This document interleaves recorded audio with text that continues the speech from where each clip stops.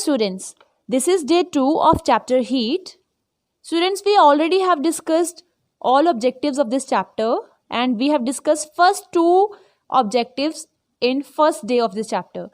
Now today we will learn effects of heat, and along with that we will also learn about thermometric scales.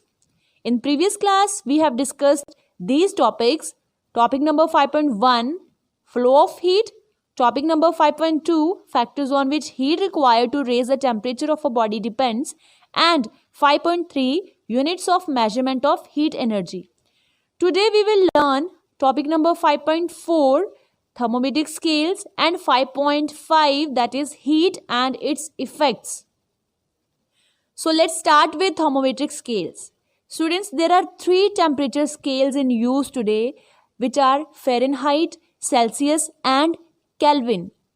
These names are given after the scientists who discovered these scales. Let us discuss them one by one in detail. First is Fahrenheit scale. Students, the thermometric scale in which the lower fixed point is 32 degree Fahrenheit and upper fixed point is 212 degree Fahrenheit is called Fahrenheit scale. Now, you must be wondering, what is the meaning of upper fixed point and lower fixed point?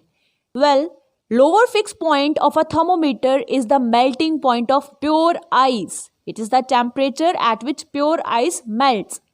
And upper fixed point of a thermometer is the boiling point of pure water, the temperature at which pure water boils. Students, in this scale there are total 180 divisions. Let's read from the book for better understanding. It is the classic English system of measuring temperatures. Water freezes at 32 degree Fahrenheit and boils at 212 degree Fahrenheit at atmospheric pressure. The scale was created by Gabriel Daniel Fahrenheit, and after his name, this scale is given the name Fahrenheit scale. A German in 1724 and divides the difference between boiling point and freezing point of water into 180 equal degrees. So it means that there are 180 divisions in this thermometric scale. Until the 1970s, the Fahrenheit temperature scale was in general common use in English speaking countries. Until this time, that is 1970, this scale was commonly used mostly in English countries. Next scale is Celsius scale. Students, the thermometric scale in which the lower fixed point is 0 degree Celsius and the upper fixed point is 100 degree Celsius.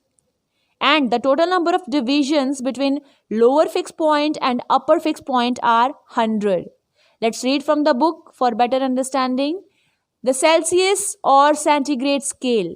Students, this scale is also known as centigrade scale. The Celsius, earlier called centigrade, was put forward by Anders Celsius, after whose name this scale is known as Celsius scale. A Swedish astronomer in 1742, its minimum point or lower fixed point, that is freezing point of water at atmospheric pressure or melting point of ice, is at 0 degree Celsius. And its upper end or upper fixed point is at 100 degrees Celsius, that is boiling point of water at atmospheric pressure. It is divided into 100 divisions. Each division is called 1 degree Celsius.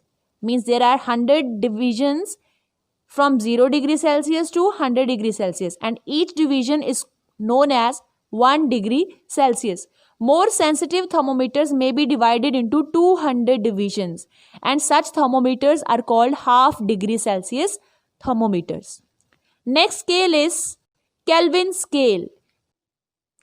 Students, the thermometric scale in which lower fixed point is 273 and the upper fixed point is 373 Kelvin is called Kelvin scale. There are total 100 divisions between the lower fixed point, that is 273 Kelvin, and the upper fixed point, that is 373 Kelvin. Let's read the topic from book for better understanding. The Kelvin scale. It is an important scale used in most of science. Students, let me tell you that Kelvin is the SI unit of temperature. The big difference is that it is based on a single point, absolute zero. Students, absolute zero is the lowest possible temperature where no heat energy remains in the substance, which is given a value of 0 Kelvin in this scale. From these, the scale increases by degrees that are the same size as Celsius degrees. It means that number of divisions in Kelvin scale and Celsius scale are same, that is 100.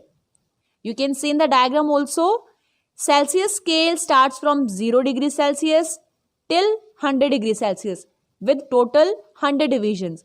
And Kelvin scale starts from 273 Kelvin till 373 Kelvin with total 100 divisions. Students, it is a scale that is based on energy content rather than on arbitrary temperature values like other two scales based on water. Water freezes at 273.15 Kelvin and boils at 373.15 Kelvin. So, lower fixed point in this scale is exactly 273.15 Kelvin, but we can take it approximately as 273 Kelvin. And same, the upper fixed point is actually 373.15 Kelvin, but we can take it approximately as 373 Kelvin. The word Kelvin comes from Lord Kelvin, who did a lot of work with temperatures.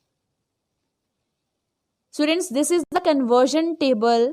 Suppose you want to convert temperature from Fahrenheit to degree Celsius, then you will use this formula, that is F minus 32 multiplied by 5 divided by 9.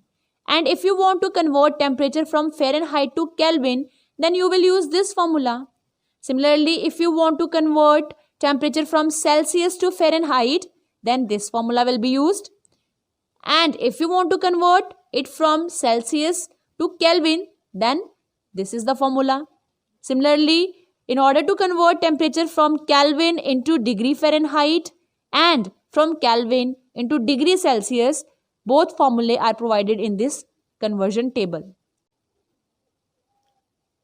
Let's discuss the equivalence of the three temperature scales as shown in the figure 5.2. As you can see that lower fixed point in Fahrenheit scale is 32 degree Fahrenheit, which is 0 degree Celsius in Celsius scale, whereas in Kelvin scale it is 273 Kelvin. But the upper fixed point in Fahrenheit scale is 212 degree Fahrenheit, which is 100 degree Celsius in Celsius scale, and in Kelvin scale it is 373 Kelvin. You can see that number of divisions in Celsius scale and Kelvin scale are same, means 100 divisions. Whereas in Fahrenheit scale, there are total 180 divisions between lower fixed point and upper fixed point. Next topic is effects of heat. Students, what are the effects that heat can cause? Let us discuss them one by one. First is change in temperature. Students, when an object gains heat energy, its temperature rises. However, when an object loses heat energy, its temperature decreases. That is, it falls down. For example, temperature of water increases on gaining heat, and hot cup of tea becomes cold after some time due to loss of heat energy. Let's read from book. Change in temperature. When a material body is supplied with heat energy, its temperature rises. Conversely, if a hot material body gives out heat energy, its temperature falls. Next is change in dimensions. Yes, students, heat can cause change in dimensions, that is length, breadth or area of an object. On gaining heat energy, the dimensions of an object increase, and this is termed as thermal expansion. Whereas on losing heat energy or on cooling, the dimensions of an object decrease, and this is termed as thermal contraction. As shown in this diagram, suppose the ring and the metal ball have same diameter, so that the metal ball can easily pass through the ring. But if we heat the metal ball, what will happen? Its size will increase, which is termed as thermal expansion. It will expand thermally. That's why it cannot pass through the ring after heating. Why? Because its dimensions have increased due to heating. Let's discuss few more examples. Students, you must have heard that a small gap is left between the iron rails of railway tracks. Why it is done so? Because during summers, these rails expand and fill the gap. If no gap is left between the rails, they may bend due to expansion, and this may result in train accidents. Another application of this effect is that while constructing bridges, one end of the steel girders is fixed in a thick cemented concrete pillar, whereas the other end is left free and is placed on the rollers. Due to any rise or fall in temperature, the girders roll over the rollers without damaging the supporting pillars. Students, the wooden wheels of a bullock cart are fitted with the iron or steel rim to increase their lives. Actually, the diameter of the rim is slightly smaller than the diameter of the wooden wheel. When the rim is heated, it expands. It is then placed on the wooden wheel and cooled by pouring cold water. On cooling, the rim contracts and gets fitted on the wheel tightly. Next example is sagging of telephone and electric wires. When telephone and electric wires are fixed between poles, they are left a little loose in summers. This is done to prevent them from breaking due to tightness when they contract in winters. Another application is when we pour hot water in a thick glass tumbler, it breaks. Why does this happen? Actually, the inner surface of the glass expands more than the outer surface. Due to this non-uniform expansion of inner and outer surface, the glass breaks on pouring hot water. Let's read from the book now.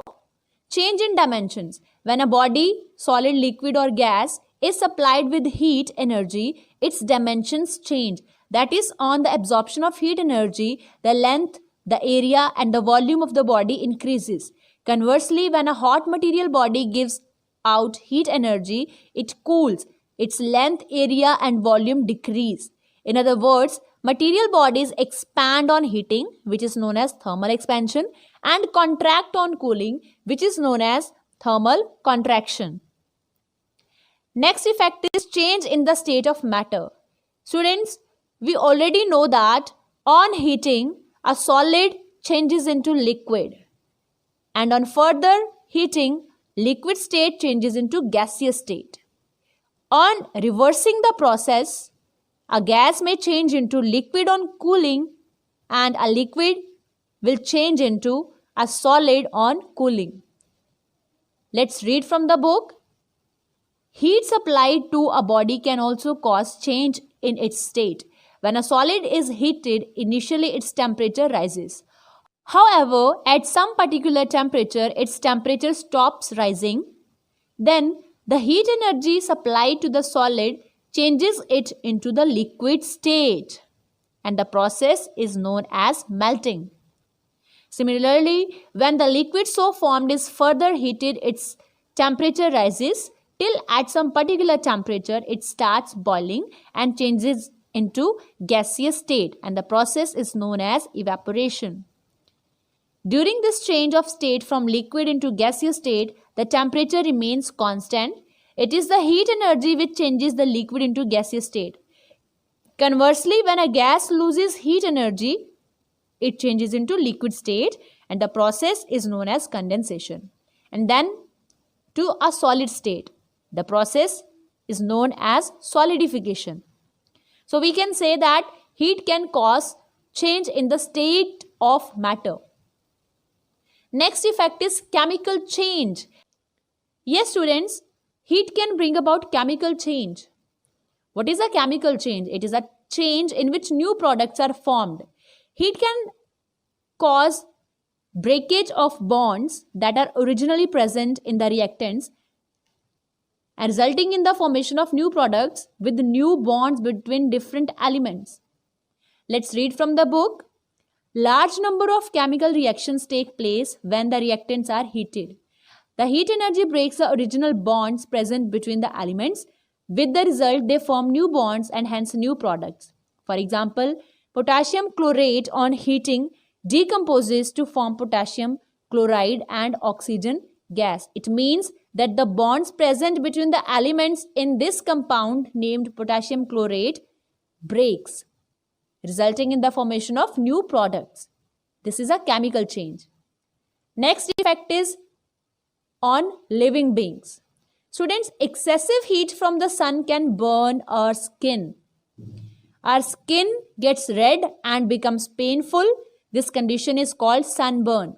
Continuous overexposure to sunlight may lead to skin cancer also.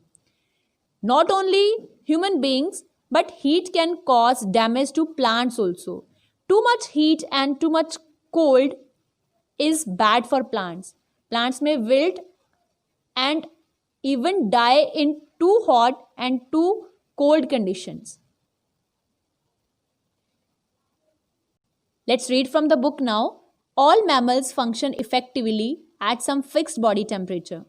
The temperature of human body for effective functioning is 98.6 degree Fahrenheit or 37 degrees Celsius. If the temperature of surroundings becomes more than 98.6 degrees Celsius, it becomes hot and the body functions slow down. Similarly, in too cold climate, the body functions slow down. It is not true only for animals, but all kinds of living beings, including plants. The plants wilt in too hot climate and die. Similarly, they die in too cold climate. Students, if too much heat is very harmful for living beings, including humans and plants, what will happen to microorganisms? It is for the same reason that we boil milk as well as water to kill harmful bacteria. Students, you must be able to answer all these questions. What are lower and upper fixed points of a thermometer? Define Celsius scale. Name some effects which can be caused by heat. Gaps are left in between rails while laying a railway track. Why? Telephone wires are kept slightly loose when they are laid. Why? Why are bridges mounted on rollers? The diameter of the metal rim is kept slightly smaller than the wooden wheel on which it is to be mounted. Why? A thick glass tumbler cracks when hot water is poured in it. Why? Note down all these questions and revise them properly. Thank you.